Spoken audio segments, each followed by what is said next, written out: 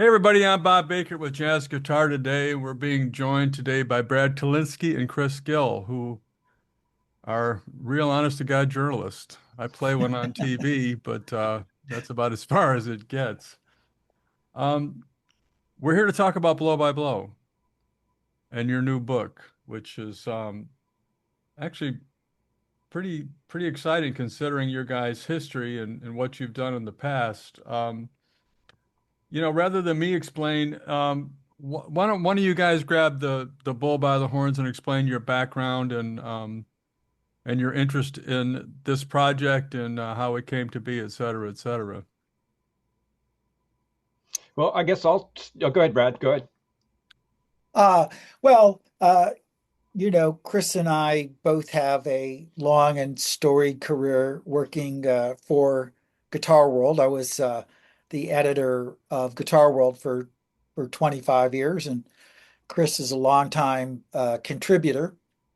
And we had collaborated on a book called Eruption Conversations with Eddie Van Halen, and that was quite successful, and people seem to enjoy it.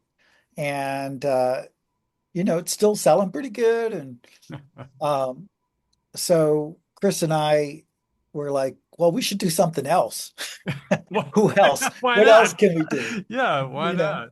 And both of us had a lot of conversations with Beck, and there hadn't been really a a great book written about him, and he's such a fascinating subject that we landed on that. But be careful what you wish for, because it's a it's a complicated story. Really? I'm joking. I think There was maybe a chapter where I spent like literally 3 months trying to just chase down like some small nuggets to pull it all together, and to verify stories that, I think at different times we were both ready to rip out our collective hair and beards. I understand that. Well, you guys were kind enough to Michelle was kind enough to send off some excerpts, some chapter excerpts from the book, and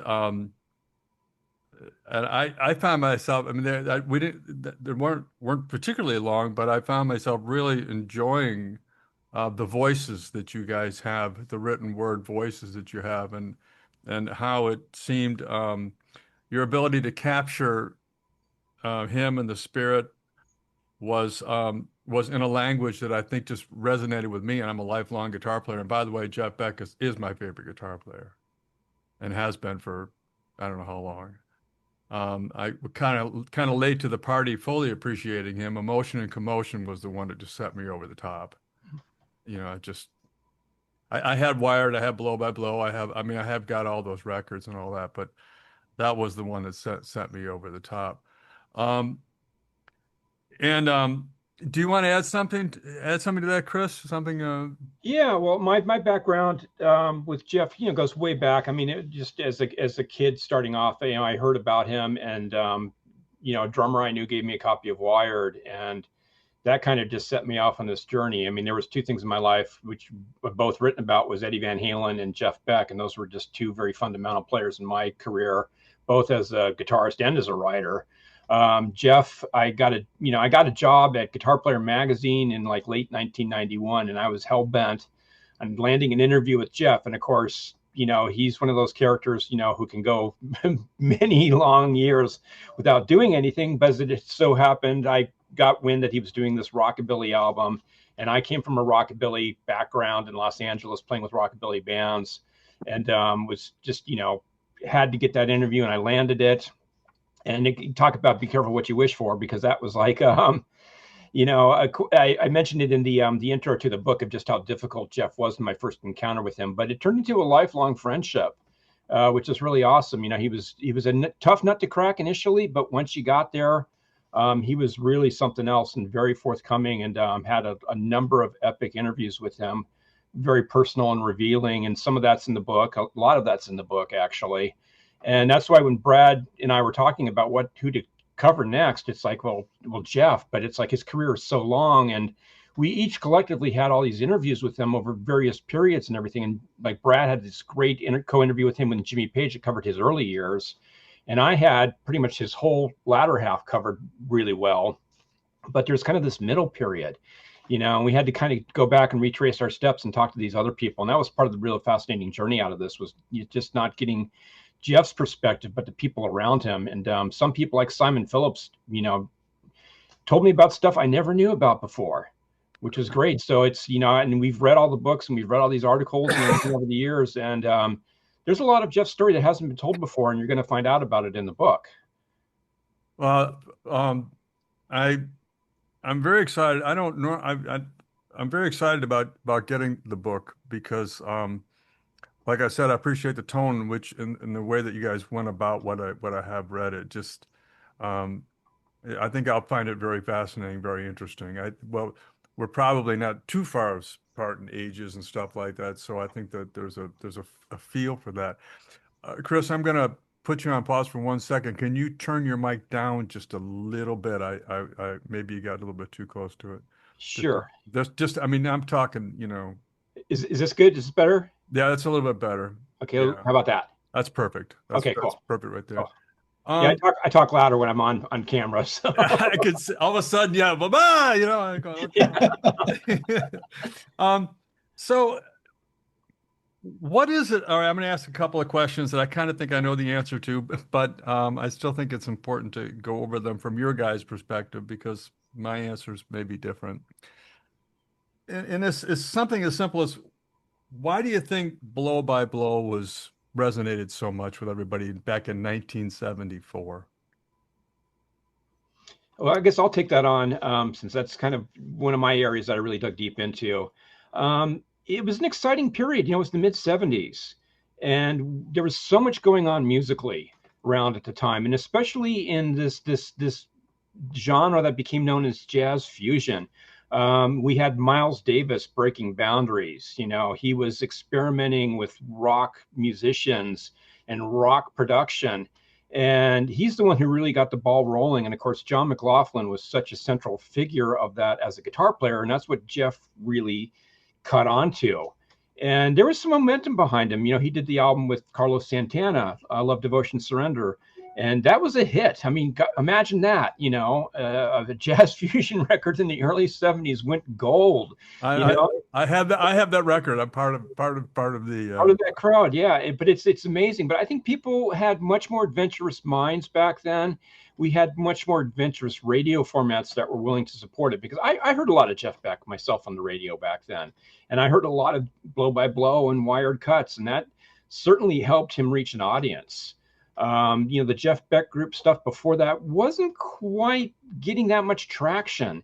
There was some followers, but it was kind of waning a bit. But I think it just was like the right album at the right time. People were really hungry for this. They were very interested in this little bit more sophisticated take on rock music. And Jeff was there to deliver the goods in a way that wasn't overly intellectual. It was a way that you could really relate to. And plus, Blow by Blow was really, they call it jazz rock fusion, but it's really jazz funk fusion. It's very funky. You can dance to it. And Jeff complained later that, people were making babies to this record. So, I mean, if that isn't relatable on a guttural human level, what is? Yeah, they probably were. I may have actually, but that's a whole other yeah. I mean, I would say it's sort of hard to put yourself back at that period of time. But not only was Miles sort of opening to a rock audience and a rock audience opening to Miles, but you had a lot of other progressive rock happening around that time. People were open to long instrumental passages. People were listening to things like Yes and Emerson, Lake and Palmer and Genesis, and these, they just had the rock audience was just opening their minds up to a broader harmonic picture, Um, the idea that a guitar solo or an instrumental passage could go on for 2 or 3 minutes. You didn't have to have a singer in there all the time. But I also think it has a lot to do with the emotional quality of Jeff's guitar playing, what he was exploring, because we ended as lovers, you know, the difference between a vocal and a voice and what Jeff was doing on the guitar wasn't that broad. I think Jeff also brought in sort of the rock and pop sensibility of having good hooks. Um, it wasn't just all a bunch of sort of rambling, jazzy shredding. The songs were all very focused, and of course, you had George Martin producing, Yeah. who knows is who a guy that sort of knew his way around selling records and what would work on radio. It helped a lot. It's really funny. Speaking of the guitar tone going slightly forward from there became highly compressed. I don't want to name any names, but there's some wonderful guitar players, but their tone is very, very high, very, very high gain, very high gain, and a lot of guys that are tips of everybody's tongue, and the overall timbre of Jeff's instrument and instruments of those days. I mean, Hendrix played a lot cleaner than people remember. Mhm. And if you listen to the solos, even on early Led Zeppelin and all that, I mean, it's not that high gain, overly compressed. It's rock. I mean, those amps are pushing air, and as we know about compressed guitars, you're not moving a lot of air. You might Yeah, be loud, but you're not moving air. You're not dynamically moving a lot of air. And so the tone to me back then of just all the instruments was just raw and more visceral. Mm. You could really feel what they were doing, and you knew the musicians were feeling what they were doing. There's a video of Jeff playing "Because We Ended as Lovers" on a Les Paul with a pick Mhm. on Midnight Special, Mhm. and God, it's so visceral, and it's not crazy over top. He's playing a melodic line. He's Yeah. playing a lot of melodic lines, but they're not repetitive really. They're on a theme. Yeah. They're on a theme, but they're not really repetitive. And then he throws in a couple of things I've never heard him do before. And we're talking about 1974, 1975 here. And when McLaughlin started what he was doing, I mean, with all the complex rhythms, the Billy Cobb, we all know about that. I mean, it was like, it expanded everybody's mind in a big way, as you know. But it wasn't all that accessible to people. If it wasn't for Billy Cobham, I don't know how accessible it would be because he's such a heavy jazz oriented, funky groove with all the things that he did. But the band was amazing. It was truly amazing. But what Jeff did, and this is I think it's in your book or it's in one of something about Jeff, is he brought that music into an accessible, it was less intellectual than Mahavishnu, but definitely more of a mind expansion than your typical rock record of the day. And I don't know. I wrote something. I said, his music. Boy, I hate to say this. His music been dumbed down, and I think the answer is overall, yeah, yeah, it has. well, it's funny. I've been speaking with John McLaughlin. I'm working on a project with him, Yeah. and the way he viewed not only his work with Miles, but with Mahavishnu, and this might come as a surprise, is that John started out in England playing a Right. lot of R&B. Oh yeah. I've You interviewed know, John, I've interviewed John 3 times. yeah. So the way he viewed Mahavishnu and the way he viewed his work with Miles Davis was not as much through a jazz lens as much as an R&B lens too. Right. So there was sort of this, you know, I think a meeting in the middle.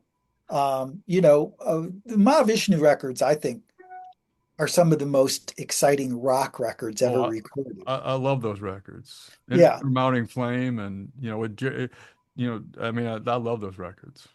But again, it was an interesting period of time because you had this sort of explosion of people admiring musicians for their instrumental prowess. And it wasn't even just in jazz and rock, but you had this even explosion happening in bluegrass music, Oh, where you had uh, David Grisman and all those newgrass guys. Tony Rice, Yeah, Tony who Rice. was a big Coltrane fan. Yeah. So you have you have this really interesting little period of time, and Jeff tapped into it and created the right record for the right time. I would also even go as far to say this is, Chris and I have talked about this, um, that we neither one of us really see Blow by Blow as a jazz record. We see it more as a funk record. And you know, and disco was sort of, R&B, that kind of thing was also merging. And I think that also it had a great appeal to an R&B audience as well that doesn't really get talked about that much. Yeah, well, a couple of things about that is, well, let me get back. I'm going to back up a few minutes. I've interviewed every one of Miles's guitar players from when he started hiring rock influenced guitar players like Sco and Mike Stern and Robin Ford Mhm. and all that kind of thing. They all say the same thing. And in my interview with John, I think it was the first one I did with John, we were talking about it, and he was talking about when he took Miles to see Hendrix in the Village. And Miles said, "That's what I, that's what I want. Yeah. That's what I want." So I think that John knew that going in, that he was so excited. And John says, "I was blown away." He says, "This is John. I was blown away with Hendrix. I was just blown away." But he was just what he was. And Miles, that's why I dragged Miles there, and he, So I think that informed kind of that what you're talking about a little bit. It was Well, you know what, when I talked to John about Hendrix, he brought up something I thought was sort of fascinating. So, um, John was a little frustrated with his own sound around that time because he had been listening to Coltrane. right, And what he perceived in Coltrane, when he heard Jimi Hendrix, he was like, oh, I get it now. Like Coltrane's sort of rough sound and Jimi Hendrix's fuzz guitar, he saw a connection between those two things. right, And an overdriven Marshall was a way that he could approach getting John's Coltrane's more, rough sound. right. And I thought that was fascinating. I didn't really thought about it that way before, but I can totally see it now. Uh, you know, we're talking about geniuses here. Yeah. You Yeah.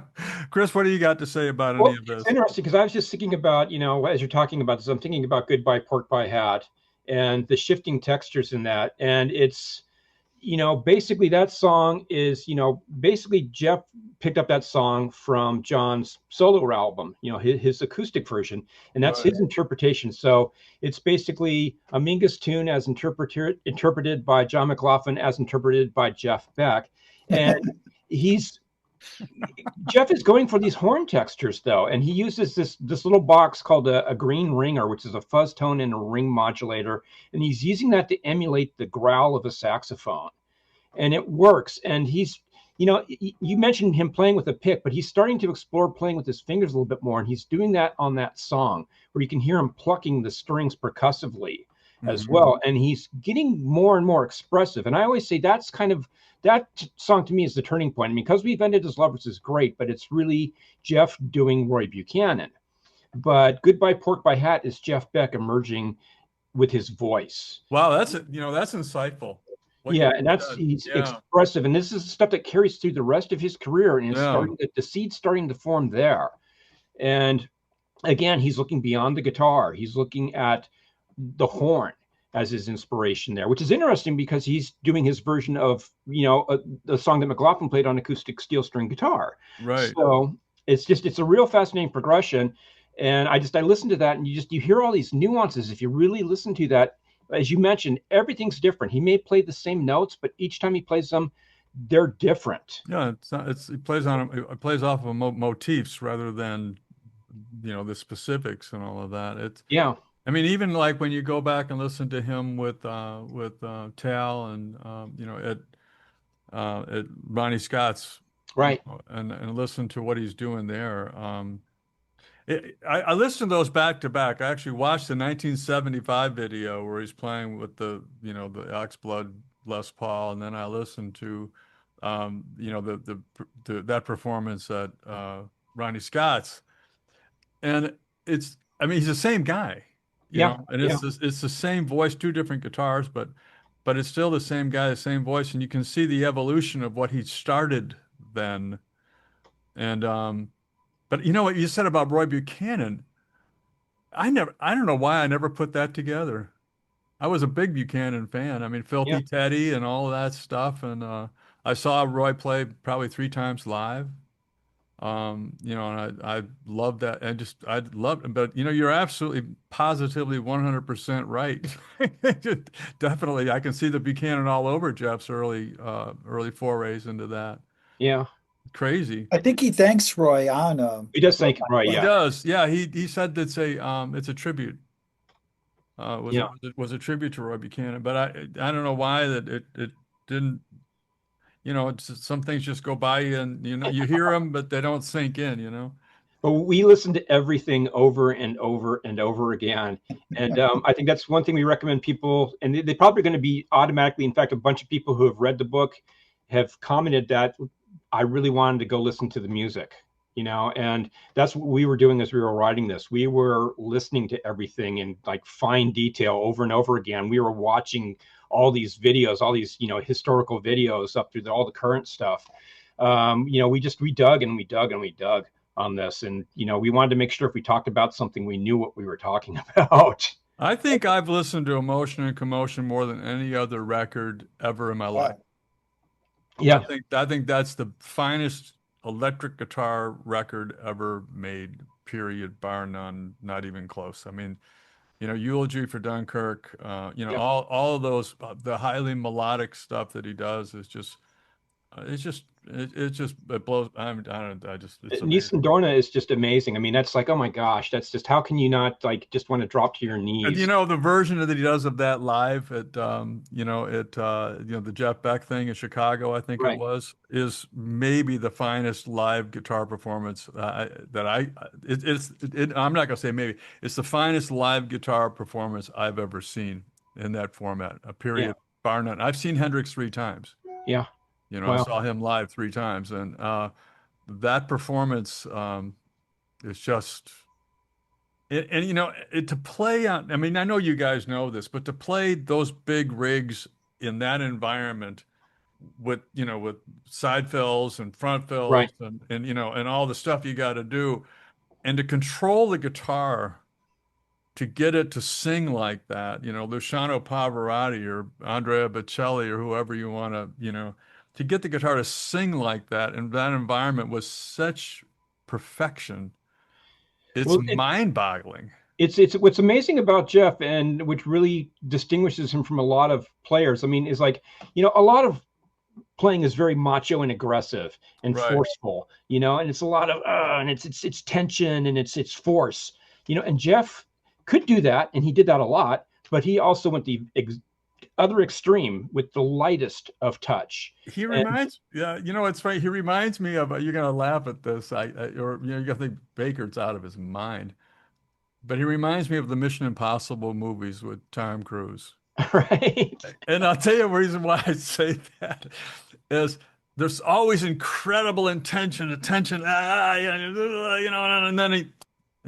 there's a comic relief. There's Yeah. always a little bit of a comic relief. So he grabs your emotions and just wrings you out when you do that. And when you see him on stage and you hear that. But I totally agree with you. I'm going to ask just a few more questions. Um, just uh, well, I was gonna. Why do you think he's so universal? Why? I mean, I think we've kind of answered the question. Why is Jeff so universally loved by guitarists, and not only that, but just in general. I mean, what is it about him that just draws people in? I mean, that's a quickie, I know, but I'm just kind of curious if you had something you wanted to say about that. Well, I think the the thing that's misunderstood, or maybe not misunderstood, but I think the interesting thing about Jeff is he just always seemed to be, 2 years ahead of it, ahead of the curve.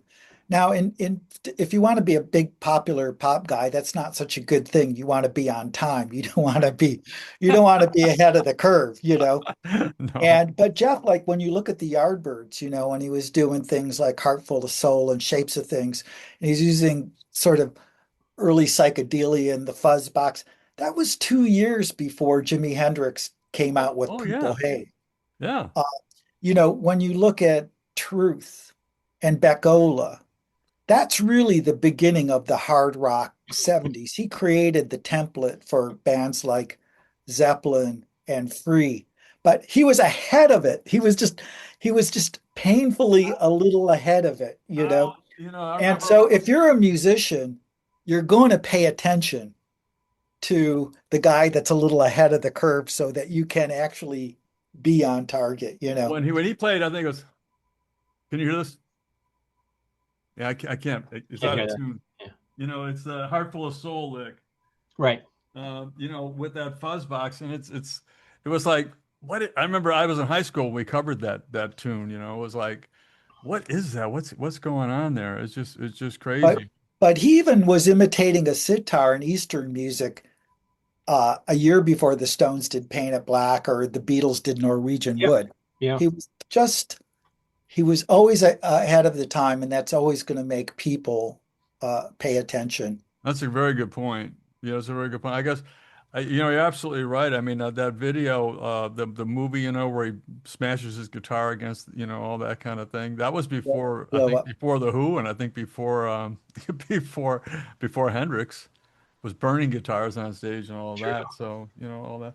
Fender versus Marshall. What amplifiers do you think he used the most? I keep hearing that there were little Fender champs on the stage, in front of the marshals or something like that. What, you know, Oh boy. Well, later days it was a combination. I mean, it kind of of course, with the Yardbirds was Vox, and then it became right.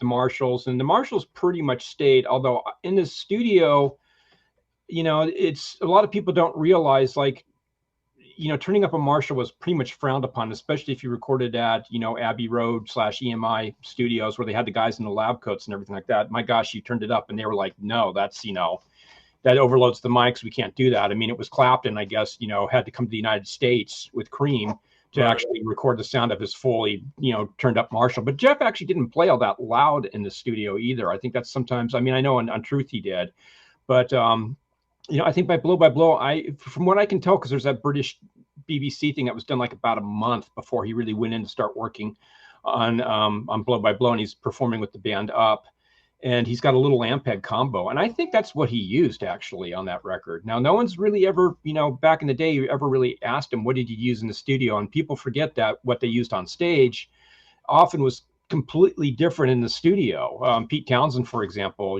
had the high watt stacks, but he was using a late 50s, Marshall combo with three 10-inch speakers in it.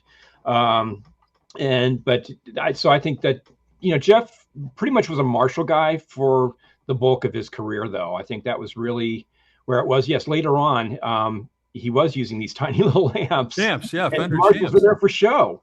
That perfect example of Motion and Commotion, most of that was recorded on like a 1954, little Fender Champion amplifier. Yeah, that's exactly. Yeah, I'm aware of that. It's mind-boggling. Well, you have Yeah. to remember, Marshalls came about. This is my theory. I was in pro audio for a long, long time, and um, when I saw Hendrix, the first time I saw Hendrix was the Buffalo Memorial Auditorium, which is RIP, long time gone. And he had stacks of Marshalls, and the PA for the whole frickin' building was two A7s aside. Yeah, yeah, I know you guys know what A7s are. I mean, two A7s aside doesn't even fill a club, today. And they were probably powering them with a pair of DC 300s. I mean, to get the guitar heard at the back of a giant auditorium, you had to have Marshalls cranked. yeah, There yeah. was no such thing as sound reinforcement back then. It just No. didn't. Not until Shoko and all those people started coming out and doing sound reinforcement. It was just you had to be loud. And Well, it's interesting because we were looking really closely at the Jeff Beck, group, the Truth Era tour photos, and we figured out that each member, including Rod, had a Marshall stack to go through, including the drummer. yeah, You know, Yeah. everybody had a Marshall stack. yeah, you had to because Yeah, you couldn't get and let's face it, until EAW came up with with their rig, the 300s, KF 850s, excuse me, until they came up with KF 850, concert sound was terrible. I mean, yeah. 99% of the time. It was just and you didn't go to a rock concert to hear it. You went to a rock concert to see these people in person, Yeah. and then Who was the Hendrix roadie? Was it Jerry Stickles? Is that it? I don't know because Oh, I was in high school, I think at the time. It was so 60. he t told a funny story to me once that Jimmy was doing this one concert someplace, and it was in the round. And not only was it in the round, but the stage slowly turned. Melody Fair. And he said it was hilarious because it was like you were just getting hit like a machine gun as this it would just I turn around, you would that just get there was sprayed, a there was a venue in Buffalo called Melody Fair that was in the round and the stage rotated. Now I don't know if those were anywhere else in the world, but I saw Vanilla Fudge there during their heyday. Carmen Appice and all those guys, Tim Yeah. Bogart, and yeah, I it was nuts. It was really and truly He nuts said because you had to wait until it came back around for you to hear it the was bass. crazy. It was originally made as a for theater production. Yeah. They would do Shakespeare, and this thing, and that's the way it was. I have no doubts about that, but those big amplifiers were just because they had to, or Yeah. you couldn't hear anything.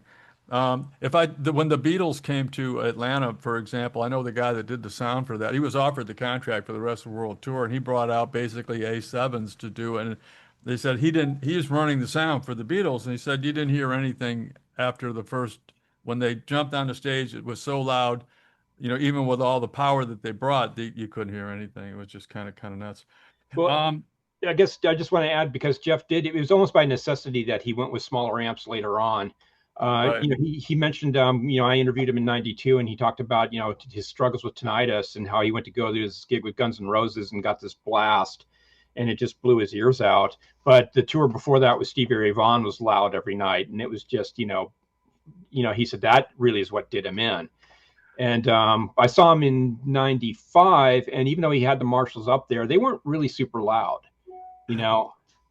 And then from then on, it was a little I tiny. gotta laugh about Stevie Ray Vaughan because Stevie Ray Vaughan came to Atlanta and there's a venue there called Chastain Park. It was like one of the first outdoor parks in the country, and it was in a neighborhood. And they had over the years they had a limit 85 dB at the back wall. That Right? was it. Now 85 dB at the back wall of a place that will seat about 5,000 people is that's pretty loud up front. Yeah. And but it was still, and they would shut you down. I mean, the police were there, everybody was there. They would shut you down. And I used to play a lot of golf around the time that Stevie Ray was playing there, and I was on the back nine of Chastain Golf Course. And I forgot all about the fact that he was going to be there because in those days I wasn't as tuned in. And I'm hearing this freaking guitar from the eighth hole Yeah. of this golf course. And I knew because I was in pro audio at the time, I said, I knew he was way over the 85 dB limit at the back wall. I said, oh my, I said, holy shit. I said, there's a fine. And so when I'm talking to the guy, because I also knew the guy who was the audio professional that was in charge of shutting it down, he said, oh yeah, went right over the top. He did. He said we didn't really because it was up to me to make the call. To Right, right. and so he was a guitar fan and he just said, screw it, let him Yeah. play. I said that was really, really loud. Do you know much about Jeff's guitars or anything like that? Do you have any insight on that? What do you want to Oh, know? well, you know, I, There's a couple things in the book. We do have a section towards the back where we go through all of all, Jeff's all various the guitars and some of the history for the guitar aficionados out there. And I will say that when the guitars were auctioned off, Chris helped the auction house quite a bit get the information correct on the guitars. So you're coming to the right you're guy. coming right guy. Strings action, was the action high, low, on the board, middle of road, didn't matter. Action was a little bit higher than what most average guitar players would prefer, or at least would consider like it wasn't definitely a low action at all. He was Right, definitely a higher action player. I wouldn't say it was like overly high, right. but probably higher than normal. Yeah, but that's how you get that ballistic, Yeah, yeah, That's how you get the guitar to sing. If it's laying on the fretboard, you can't get it to sing. Which is true with Van Halen as well. yes, exactly. Yeah, Was yeah, his action was kind of high? yeah. It was kind of high. Yeah, yeah, Wow. yeah. Uh, There, nothing there surprises was a me. real physicality about the way both of those guys played. I You mean, know, I had the great fortune to, uh, be 3 or 4 feet away from both of those guys when they were playing unplugged. Yeah, yeah, me too. Me too. And they did, and neither one of them played casually. Like right. they both, when they played, even if they were just messing around, there was a certain physicality to the way that they produce sound. There has to be. Yeah.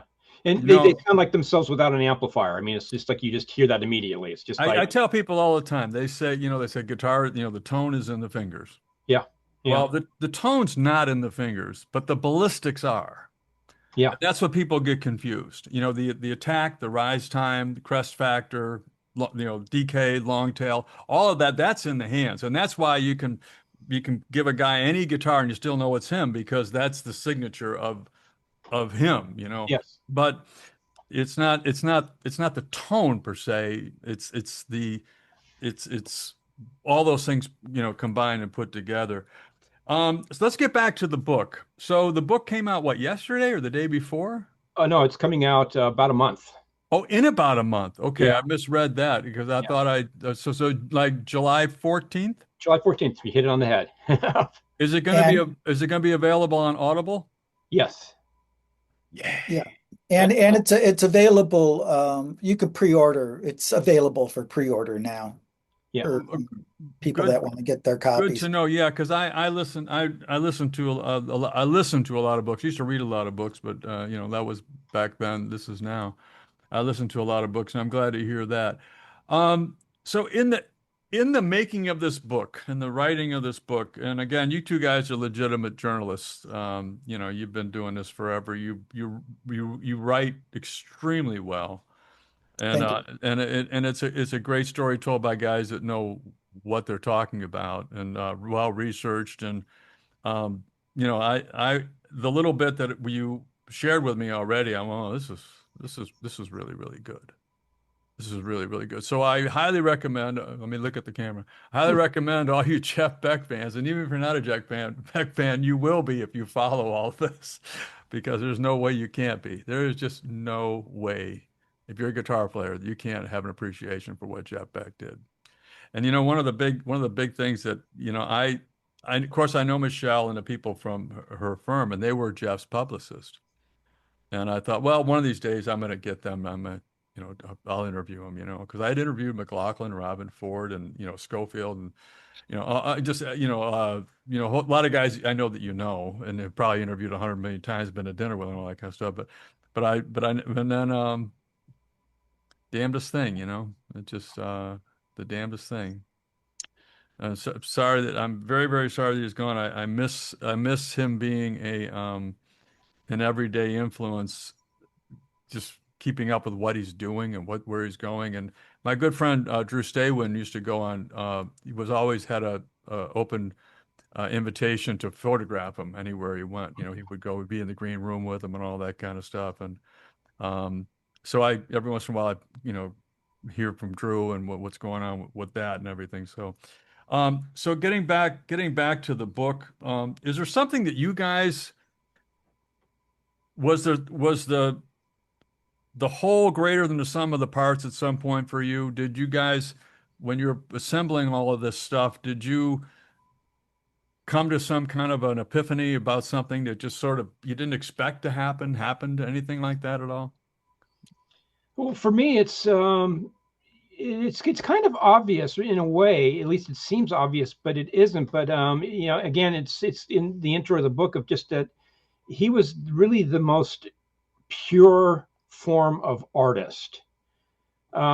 He was not concerned in the least about commercial success. He really, a lot of people say like, oh, it's all about my art or whatever. But yeah, but they're also looking to make a buck. Right, And Jeff, that was really never the motivation. Sure, he wanted to make money and live a life, and enjoy his cars and his country home, and the luxuries that went along with that. But at the end of the day, it's like he just wanted to do what he wanted to do, and that was very confounding for his managers, various managers that he had. I mean, he had great management for a long time, but he decided to abandon them. And that was kind of funny because he decided, oh, I think I need to do something to boost my commercial, profile here. And he put out Emotion and Commotion, which wasn't really a commercial album per se. He still was Jeff being an artist. right, I think that's, I mean, I kind of knew that going in, but it really drove home. You're always like looking for something. Well, where did he kind of go after that? And there was really only one period, and that was the Flash album. And that kind of turns out to be probably the biggest mistake in his career. Is right. when he did that. And that was really when the record label wanted him to make a commercial effort. And, it bombed badly. It has some it's Jeff Beck, so it has great moments on it. Right. But it just, and I remember talking with him about it, and he just despised that record. Just despised it. I mean, he kind of, would always look back with kind of this jaundiced eye on a lot of his former work, but that album in particular was just like, thou shalt not speak of that, in my presence. The one that shall not be named, right? Yes, exactly. You I, also, I would I would say that, I mean, I had a bunch of them. I had a bunch of things that I don't know, when I was learning about this guy's career. But to sort of turn the conversation to some of the things that we have been talking about, the one thing that really occurred to me, what distinguished his playing in the later part of his career, I hadn't really thought about it this way before. And I think what made Jeff so different, especially, especially towards the end, was he was really approaching the electric guitar, I felt, as a more the way a classical musician would approach an instrument. I'm a violinist, so as well as a guitar player, so might have tapped into that a little bit. But you know how guitar players have their licks and they play them, and there's like this flurry of notes, and we have our shapes and we have these different things. right, What strikes me about Jeff in the last few records was how much attention was being placed on each note dynamically. right, When you're playing a piece of classical music, you're paying attention to each and every note and shaping the phrases in a certain kind of way, going from quiet to loud to where you're applying the vibrato. It's not an automatic, it's not a reflex thing. It's something that you're thinking about each note and how each note is landing. it's funny. If I talk about to people that will bother to listen to what I say. I talk about dynamics being, you know, otherwise I'm just a pedantic asshole. You know how that works. But the dynamics is is probably the least talked about Yeah. uh, facet of music and probably the most important. And but people don't think like that. They don't understand what dynamic, they don't really understand that. I don't think a lot of rock musicians necessarily think. No, Well, I would. Hendrix was dynamic. Yeah, well, there's a great story in the book from Simon Phillips where he talks about where they're working on the There and Back album, and it's him and Tony Hymas, and they're over at Jeff's, and it's like they're deciding this song to work on, and Jeff's like, hold on a second, you guys go have some tea. I'm going to go work on this. Right. And they're kind of he goes in the other room, and they're listening in, and they're like going like, what's going on here? And it's like, it's three notes. And he's playing, it's like, it's simple. It's three notes, and he's playing them over and over. That's the and hardest over phrase again. to do. And it's just like he wants to get each note right. It's the hardest thing to do. That whole thing. The introduction to A Day in the Life. Right. So I'm an actor. When I'm not doing this and when I'm not doing other things, and so the reason I say that is because you get a line and it might be four words, Right. three or Right. four words, and you have to come up with a whole lot of different ways to say it and find the one that is the most expressive of what your character, what you're trying to do. And people don't understand that when they see a movie, they don't understand all the choices that are being made, not only by the actor, but by the director, by the DP, I mean, there's a whole lot of people to get those four words or three words. Let's use three because you're talking about three notes. To get those three notes right, to get Right. those three words right. I mean, you may spend, unless you're Clint Eastwood, you may spend, hours getting those three words, especially if they're critical, to the piece. And the thing that most guitar players, there's two things that you mentioned that I'd like to touch on. You can't have low action and be dynamic at the same time. Those two things are, and I've been playing the guitar since I was, like you guys, I'm sure, since I was about 9 years old. I'm 75. So I've been playing a long time, and I play every day. I play several hours every day and have forever, always play. And low action is great because you can do all that, hammer on, pull off, all the legato stuff, but you can't get that dynamics out of low action. You just can't get the snap. You can't get the punch. You can't do all those things that Jeff was doing with his fingers and all of that. It just doesn't. The physics of the guitar just don't support that. Now you can do a lot of cool stuff. The shredding world is full of guys that are doing a lot of stuff with very, very on the board action, but it may be a lot of things, but it's not usually terribly dynamic. In other words, what you're saying is, would that it were so simple. Pardon me? Would that it were so simple. Yeah, what exactly. If So you've seen Hail Caesar, you know what I'm talking about. yes, I do. Yes. So the book is called Blow by Blow: The Jeff Beck Story. Brad Tolinski and Chris Gill, and I'm excited about it. I'm very, very excited about it. I wish you guys a lot of luck with it. And is there anything you want to add to this before we call it a day?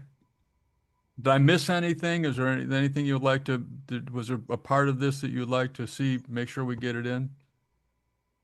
Oh boy, there's so much. I mean, it's I will say it's we're known as guitar guys, but this is really a portrait of a musician. It's there's meat for the people who want the technical stuff, but it's also not the kind of thing that's going to get bogged down in musician speak and guitar tech and all that kind of thing. I think you get a good feel for Jeff Beck, the person behind this, and it was a tough thing to do. It was because we're so used to kind of all those finer, intricate technical details to really get behind the man and the motivation behind this what his life was about and what he was doing at the time, really getting inside of his mind.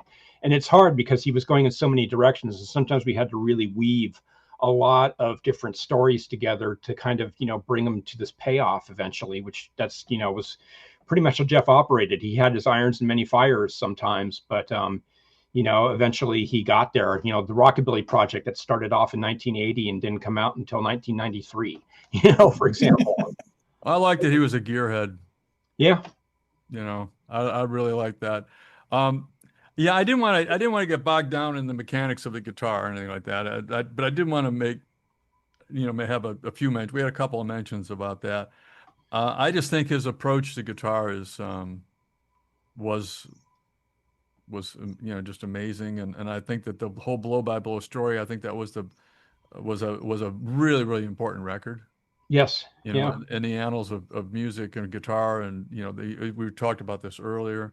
I just think it's a really really important record. I think you guys picked a great, obviously my favorite guitar player, and I've played it all. I've played every style. I studied jazz in college. The whole nine yards. And I don't consider myself a jazz guitar player, but I understand it. Cool. What did I say? I don't know that I don't know if I can define pornography,. But I know it when I see it. Well, Anyway, listen, I think that this doesn't get said, it's not said enough, really, because, we're used to regarding rock musicians in a certain kind of way, as, we love rock music, this, that, but it's really important to say that Jeff Beck was one of the great musicians of the 20th century. oh, absolutely. I mean, right up there, right, Period. with Yeah. with anybody that you can Luciano Pavarotti. yes. Perlman, yeah. I mean, Yeah, yeah. Isaac Perlman. I mean, yeah. I mean, he was absolutely. I mean, And so, it's important that we celebrate these people and present their, the music and what they went through you know, uh accurately, and that it's available for future generations. We actually believe that Jeff Beck was, a super important musician and worth Chris and I spending like a good 3 years of our life well, Yeah. I mean, not to belabor it, but the he could have been a member of the Stones, Yeah, turned it down. and he could have made a lot of money. Yeah, that's what I I mean, mean. Artist. a lot of money. Yeah. I mean, who walks away from that? Well, Jeff Beck did. Did. I mean, who walks away? I mean, that's like what, at the time, but he knew what he wanted, and Well, I think what tells you a lot is the fact that he forced himself into this recording with Luciano Pavarotti. right. And this wasn't set up by marketing people or record label executives. It was like just the guy who was producing Jeff's record at the time was also handed a task to kind of, extract these vocals and do a kind of a new modern version. And Jeff's like, I want in on that. I want to play on that. And so he does that. And of course, Luciano could have just said, who is this guy? But he was impressed. What does that tell you? If he could impress Luciano Pavarotti, that tells you something. I don't know enough about opera, even though I studied classical voice in college for 2 years. And I'm no opera singer, believe me, but I did study it and I did try. But I think he would be a fascinating subject for a book. But I don't know what the market is for it. I just don't know anything about it. I don't know if there's like 80 billion people want to hear, want that backside story of him. But he was talk about a hell of a musician. Yeah. Yeah. He knew everything that was going. It was like Frank Sinatra. He knew everything that was going on the stage. I mean, he knew there's a whole lot of stories about him, obviously, but um, but I don't know. Getting back to Jeff and this record and your book, um, I just think it's I just thank you guys for doing this. I think it's really important that, the two guys of your caliber and your background and all of that, grabbed onto this. It wasn't Joey Bag of Donuts and his cousin, Right. who we like, Yeah. who we Yeah, like, there's a few of those out there. So, you know, you get a free copy with the book if you buy it from these other guys. And, yeah, you know what I'm saying? I mean, it was, we got, some guys that know what the F they're doing. Every once in a while I use foul language. It's not good, but I do. I can't help it. Well, gentlemen, we really felt it was our responsibility again. It's like with the Eddie Van Halen book and with this book was just these people are legendary figures and they deserve right. This respectful treatment to really look at what their accomplishments were. And again, we've seen these other books about Jeff and they kind of are just a bunch of list of events and there's no rhyme or reason behind it. And right. Chris, off of your right shoulder is the cover, right? Yes. Now, is that something you can grab and put in front of the camera? There it is. There it is. Look at you guys. That's the one. It's the one. That's the one. Gentlemen, thank you. Thank you. Thank you very much, Bob Bakert, for Jazz Guitar Today. By the way, like, share, follow, all that stuff that you do, help us out. We've been doing this about 8 years now. Brad Tolinski, Chris Gill, Bob Bakert for Jazz Guitar Today, Jeff Beck, buy the book, listen to the music. See you guys. Thank you, Bob. Great conversation. Hey, thank you very, very much. I really appreciate it. And I appreciate Michelle bringing you guys to me. I really appreciate that very much. She's great. I love her, by the way. She's great. Cool. Bye-bye now. Excellent. Thank you. Bye-bye. Cheers.